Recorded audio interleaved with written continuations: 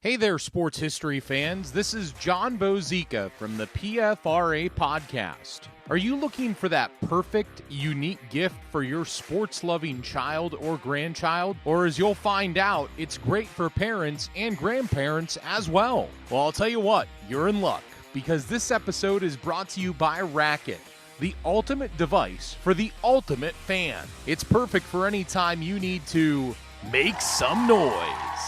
Racket combines a compact 7-inch megaphone, 8 powerful adjustable LED lights, noisemakers, an insert you can design, and it's fully customizable to match your team's colors. The coolest thing about this product is the founder. J.J. Abram was the ultimate cheer dad, following his daughter's cheer group around the country. He saw parents using all sorts of crazy contraptions to make some noise for their kids, and then he had that aha moment. He thought, why not combine all of these thingamajigs into an all-in-one compact device for the ultimate fan? JJ and his team worked 3 years on developing version after version, finally landing on Racket. That's R-A-K-I-T. So you can make some noise and cheer and be part of the action. So get out there and let's get loud. Bring a Racket to your next game or competition to cheer on your favorite team or athlete. You can customize your Racket with your own logos, drawings, and names. Get beads to match your team's colors. Flashing lights add the excitement. Are you ready to make a Racket? Be part of the game. Each Racket comes with 1 Racket megaphone, 1 lanyard to keep a hold of this thing, 2 scratch-resistant bead packs, 1 clear and 1 color of your choice, and a 10-pack of customizable self-adhesive inserts, currently on sale for $24.99. To pick up your Racket today, head to myracket.com. That's myracket.com. Now get out there and make some noise.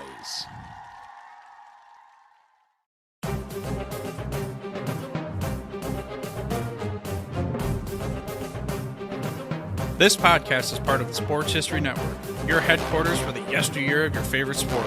You can learn more at sportshistorynetwork.com.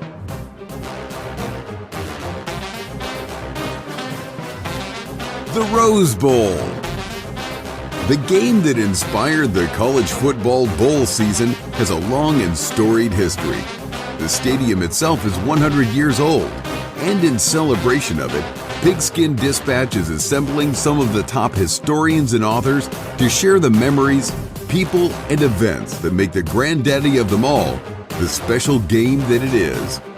Enjoy this Rose Bowl memory from pigskindispatch.com.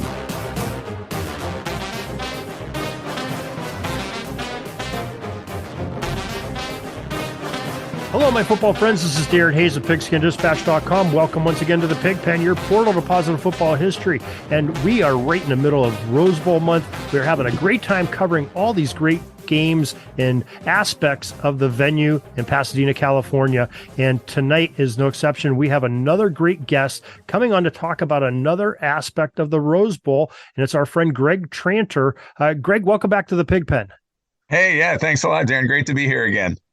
Yeah, Greg, you just were telling me a story of surviving the great Buffalo snowstorm of last week, and that sounded pretty thrilling. You got to avoid it, and your Bills got to avoid it too by going to Detroit for a couple games, one unexpected, one planned.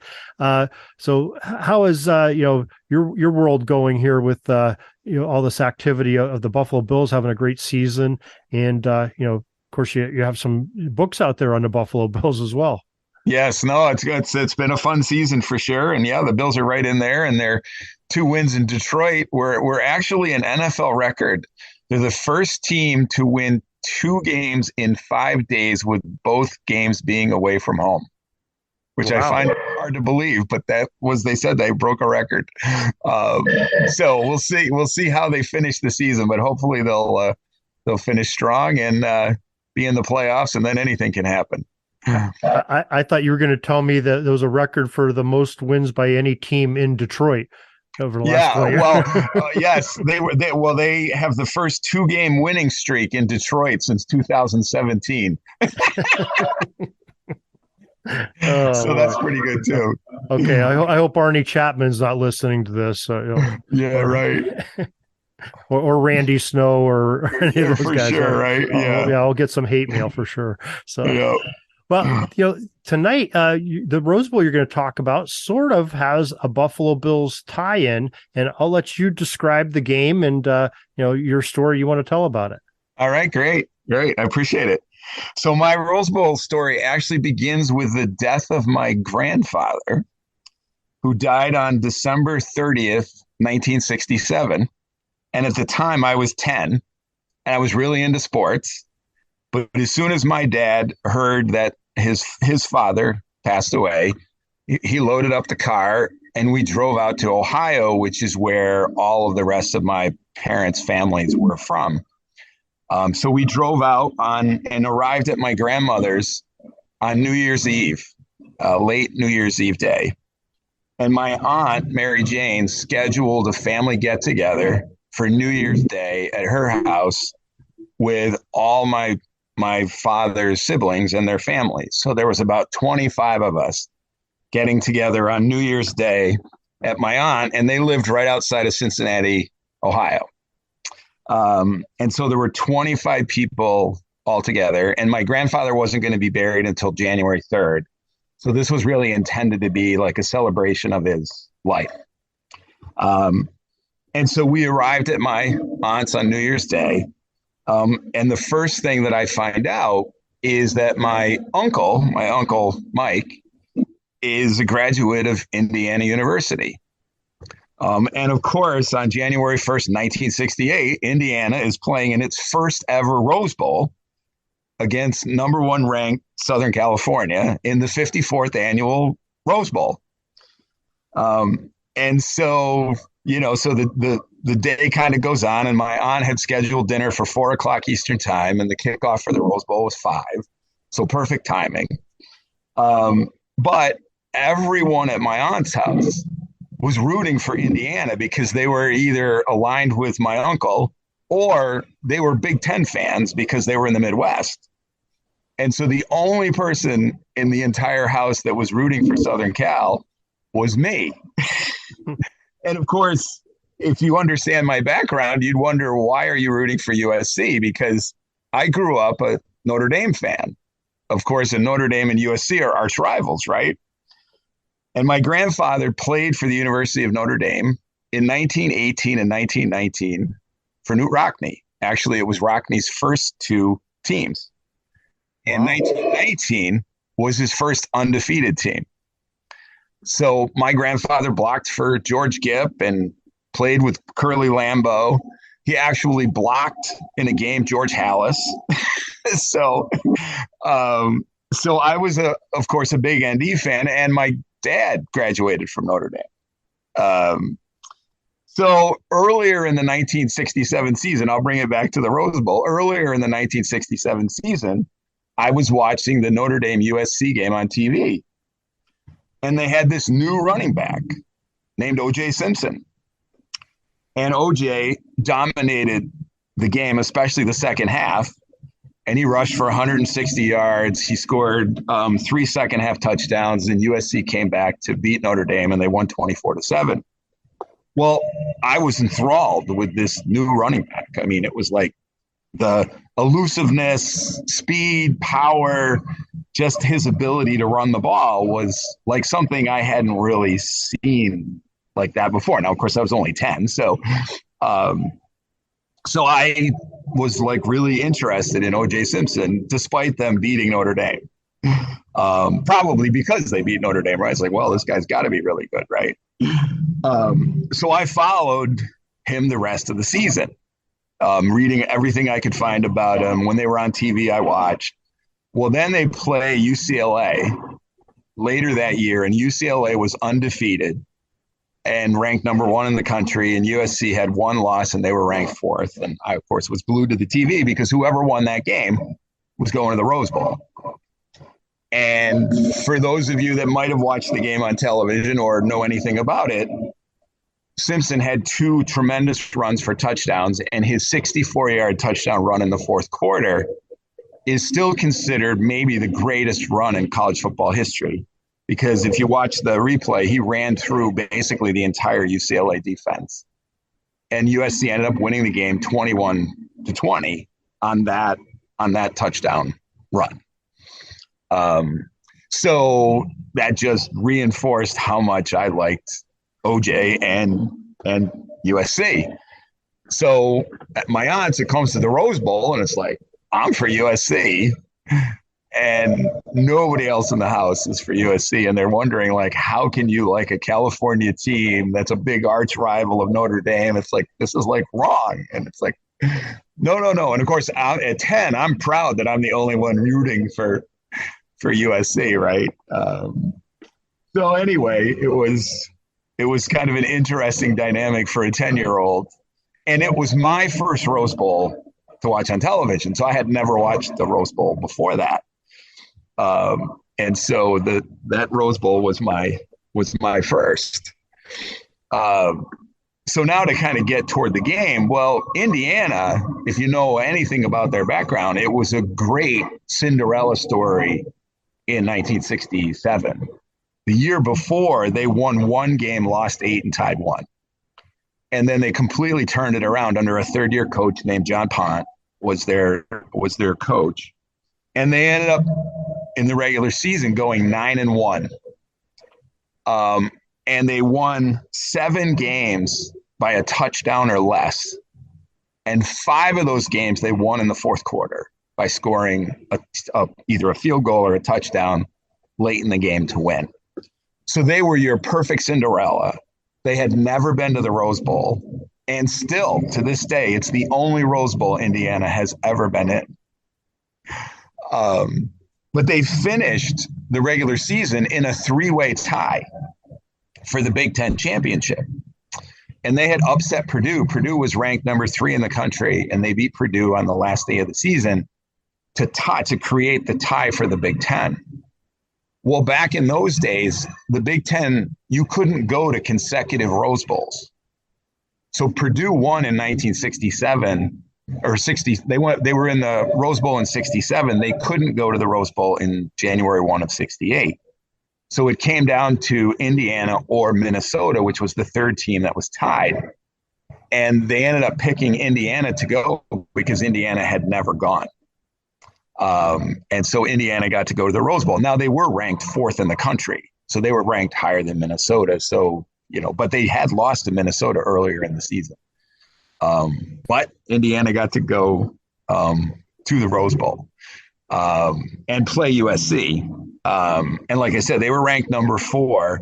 They did have some high-quality players that played in the NFL. Their running backs were a guy named John Eisenberger and another guy named Terry Cole, who were their 2 leading rushers, but both of which played, I think, 3 or 4 years in the NFL. They had defensive linemen, a guy named Cal Snowden and another guy named Doug Cruson, who both also had NFL careers. Their quarterback was a guy named Harry Gonzo. Harry actually became a lawyer and actually is a pretty, I think, well-known attorney in the Midwest, but never played pro football after Indiana. But he's in the Indiana Sports Hall of Fame and all kinds of things for this particular season that they had. But they were clearly the underdog to USC. USC, after beating UCLA, even though they had 1 loss, jumped up to number 1. So they were ranked number 1 going into the Rose Bowl. Indiana was ranked number 4. Simpson, of course, had a tremendous season. He led the country in rushing with over 1,500 yards. He had like 13 touchdowns. Their quarterback was a guy named Steve Sagi. They didn't pass a lot. They ran out of their I formation, which became, certainly in the 60s and 70s, they were well known for their, running formation out of the I, which of course OJ was the star.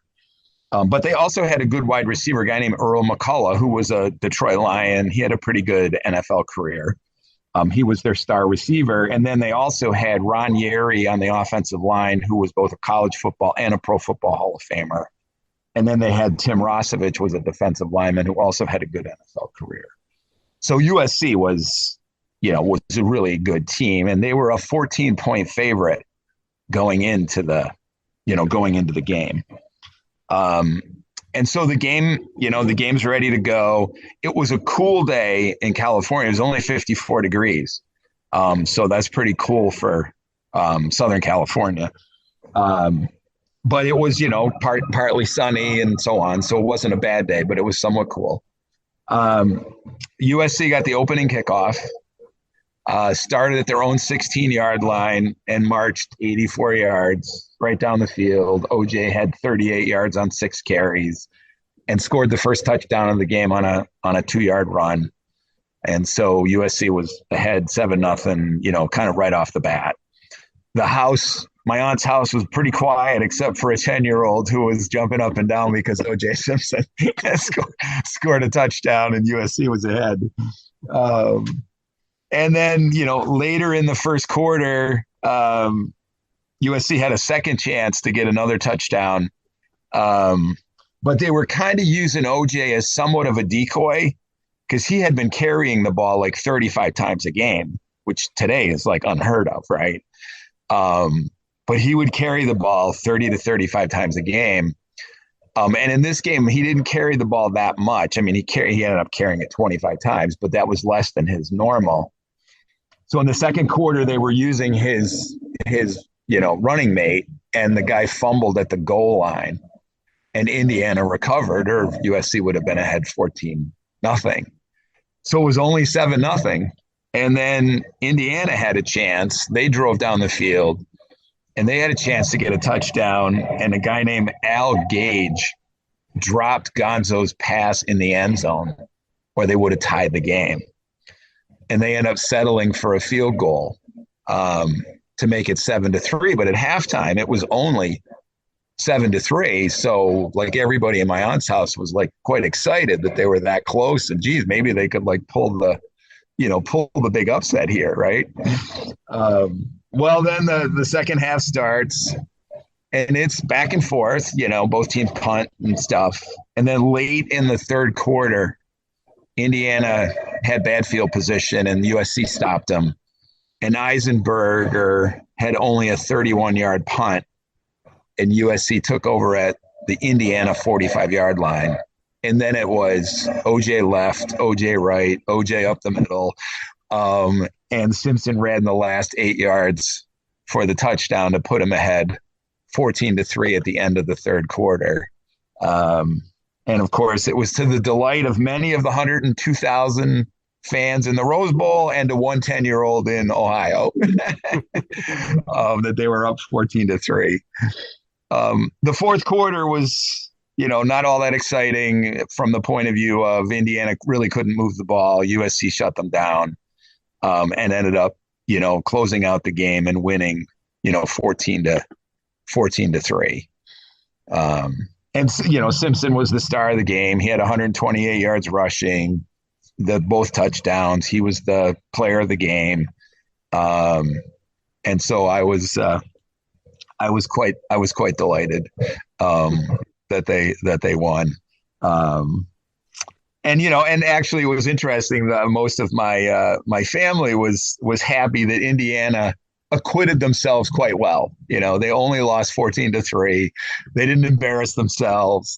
So I don't think most of them expected, Indiana to win, but you always hope your team does. And of course, USC went on and won the national championship because of the victory over Indiana. So it was quite a fun experience. And because we were we lived on the East Coast, we didn't get together with the whole family very often.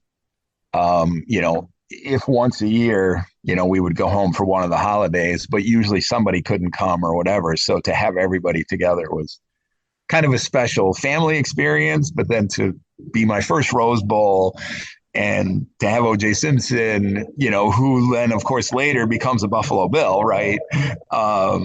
So it was really a memorable experience, for me, for sure. Wow, that's quite the story. There's a lot of layers to that story. I'm myself and the audience, I'm sure we're trying to soak this in. So So your grandfather, the one that passed, was the one that played for Rocky. No, sorry. Yeah, I didn't make that clear. Yeah, so no, the one that passed was not my grandfather that played football. It was the grandfather that played football was my mom's dad. Okay. Yes. Yeah, that would have been really hard because I'm just saying, boy, that's like horrific. The family had to be horrified. Yeah. No, it was on my dad's side. Sorry, I didn't make that clear. Because I was much closer to my grandfather that played football than my other grandfather. Wow. That's just a great story. I mean, great job on the research of the game and your memories of the game and bringing that family element into it. Because that's really what the Rose Bowl is all about. You're always watching it with family. It's the holidays. You got people, coming and going, and it's just it's an event to watch. Yes. And that's what a lot of people that I spoke to all are saying, and they're sharing. They have great memories of the Rose Bowl, myself included. You know where you are at certain points when Rose Bowl was on and who you were watching it with. And I can't say that with a lot of games I've watched. Right. I know I probably watched that game. I don't remember, but that Rose Bowl, yeah, you definitely remember those.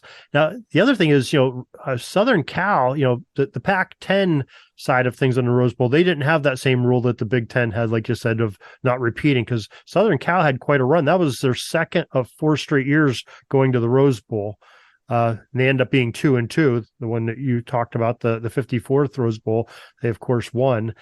They lost the year prior to Purdue, like you said, lost to Ohio State the year after. It was a number 1 versus number 2 showdown, which is a great thing. And then they beat Michigan 2 years after that in a close game. So yeah, they had quite a run with Coach John McKay and all the studs that he had in the backfield, including OJ.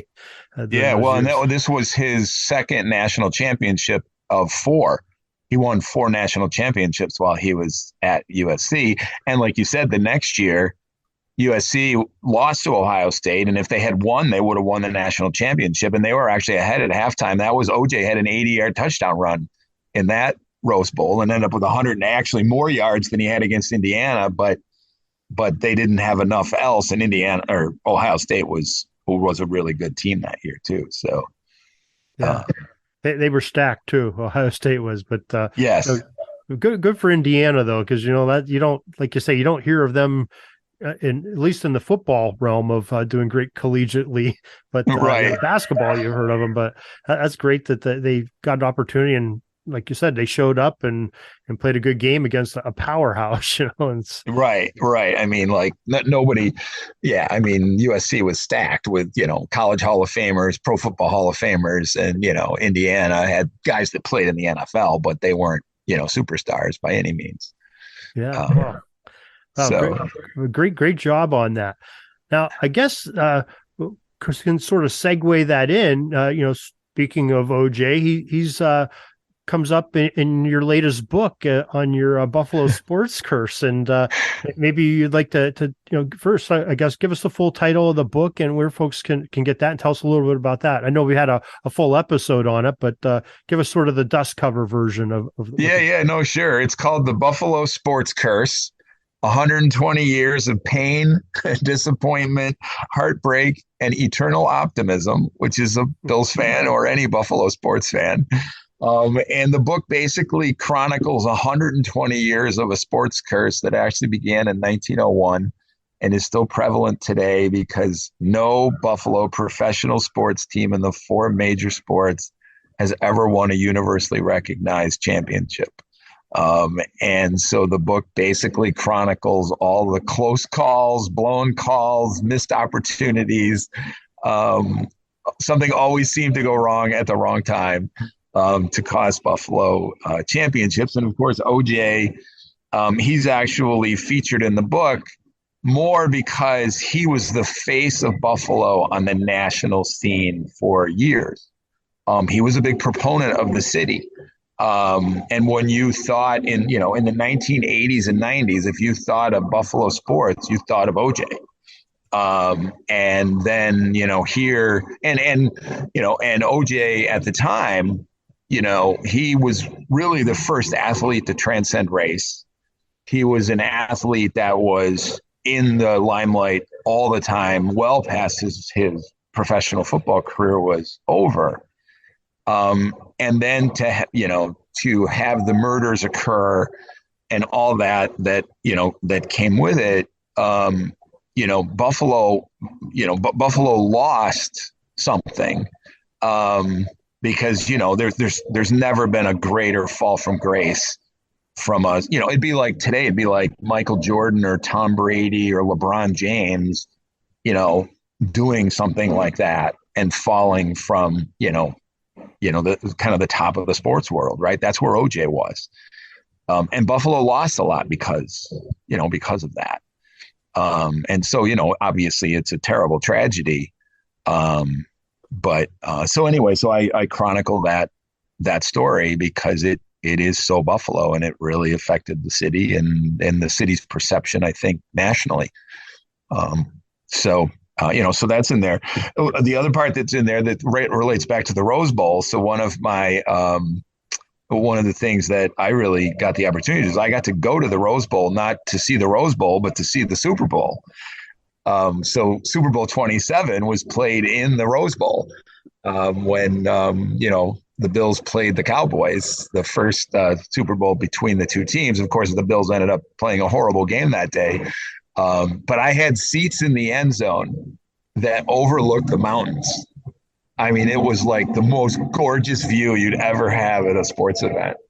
It was just fabulous, even though the Bills didn't play good. It was just so cool to be in and around the Rose Bowl.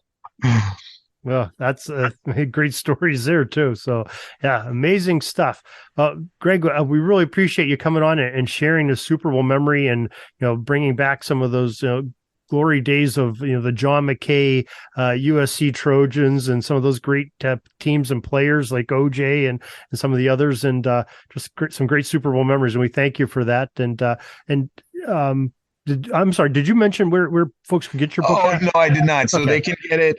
Thanks for the reminder. They can get it at RIT Press. So that's Rochester Institute of Technology Press.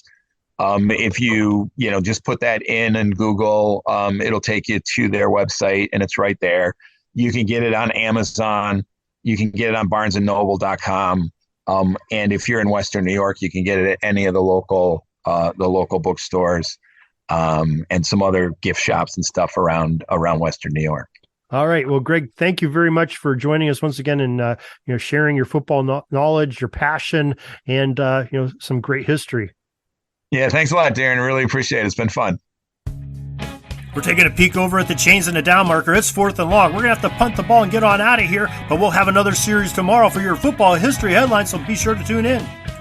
We invite you to check out our website, pigskindispatch.com, not only to see the daily football history, but to experience positive football with our many articles on the good people of the game, as well as our own football comic strip, Cleat Marks Comics. Pigskindispatch.com is also on social media outlets, Facebook, Twitter, Instagram, and don't forget the Pigskin Dispatch YouTube channel to get all of your positive football news and history. Special thanks to the talents of Mike and Gene Monroe, as well as Jason Neff for letting us use their music during our podcast. PigskinDispatch.com is a proud affiliate of the Sports History Network, the headquarters of sports yesteryear.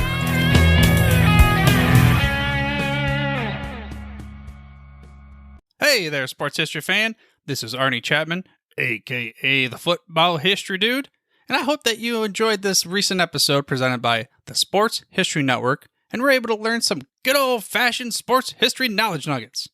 I started the Sports History Network back in 2020 with the mission to help podcasters find a community of like-minded sports history nerds, as well as helping aspiring podcasters to start their own shows.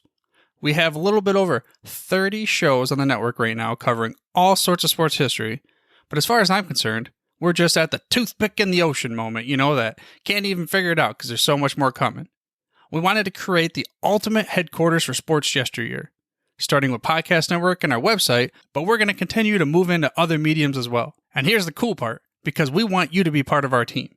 So if you're interested in starting your own podcast, or maybe being a guest on one of our shows, or who knows, maybe even writing an article for us over on the website. Seriously, all you gotta do is reach out to us on the contact page over at sportshistorynetwork.com. You can be as technologically savvy as a Neanderthal tapping on a stone trying to figure out this whole hieroglyphics thing back in the day. Again, it doesn't matter, because even if you don't understand the whole podcast space, we have a production team that can pretty much help you out with doing everything. All you got to do, head over to sportshistorynetwork.com, head to the contact page, fill it out. That message goes right to me, and I'll reach out to you as soon as I can. But for now, dude, I'm through if you're through.